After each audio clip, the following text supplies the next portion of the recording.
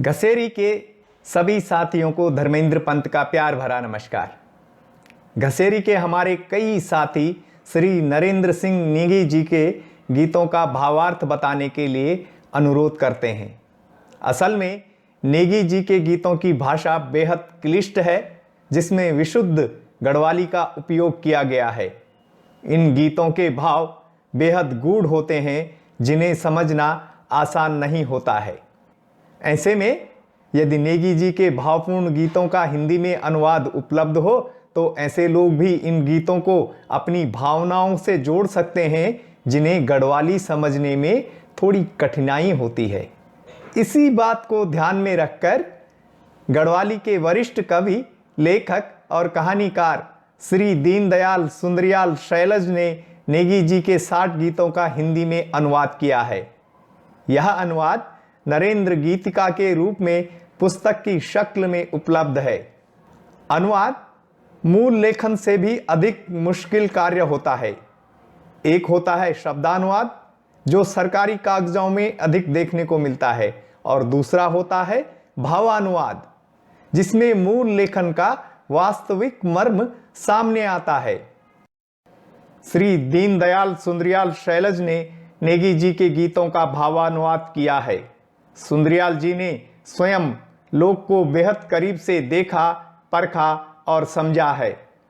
वह कवि और गीतकार हैं, और इसलिए उनके इस अनुवाद में गीतों का अर्थ, गीतों के भाव, गीतों का काव्यात्मक सौंदर्य सभी कुछ समाहित है।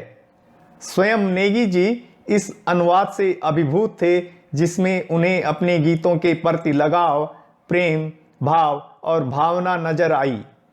बसंत के आगमन पर नेगी जी का एक गीत है, रुणुक झुणुक ऋतु बसंत गीत लगांध ऐगे, बसंत ऐगे हपार डांडा सारियों माँ।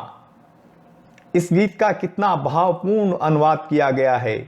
गुनगुन मधुमय गीत सुनाता, लो आ गया वसंत वन प्रांतर में, ठुमुक ठुमुक ना झुक पग धर, आ गया वसंत लिपे घर आंगन में। नरेंद्र गीतिका पुस्तक ने मेरी कुछ स्मृतियां भी ताजा कर दी।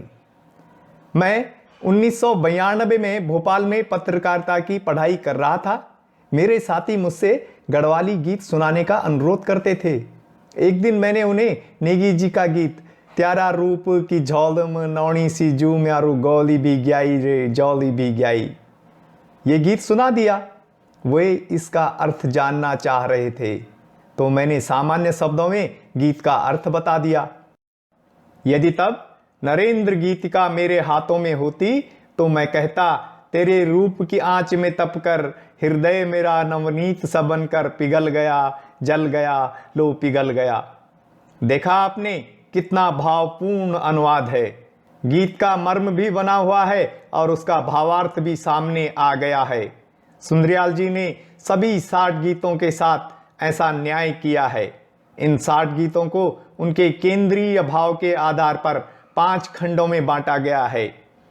पहले खंड में स्तुति, प्रकृति और संस्कृति से जुड़े 10 गीत हैं। दूसरे खंड में समस्या, सरोकार और पर्यावरण से जुड़े 11 गीत हैं। तीसरा खंड पलायन, प्रवास और नारी विमर्श से जुड़े 12 गीतों का संकलन है। चौथे खंड में सौंदर्य, श्रृंगार और प्यार से जुड़े 13 गीत हैं। स्मृति, वेदना, जीवन दर्शन से जुड़े 14 गीत 5वें खंड में दिए गए हैं। नरेंद्र गीतिका नामक यह पुस्तक नेगी जी के गीतों को समझने की अनूठी पहल है। मुझे पूरा विश्वास है कि आपको यह पुस्तक पसंद आएगी और इसका सानिध्य नेगी जी के गीतों का आपका आनंद दोगुना करेगी। पुस्तक का प्रकाशन देहरादून स्थित हिमालय लोक साहित्य एवं संस्कृति विकास ट्रस्ट ने किया है। प्रणाम।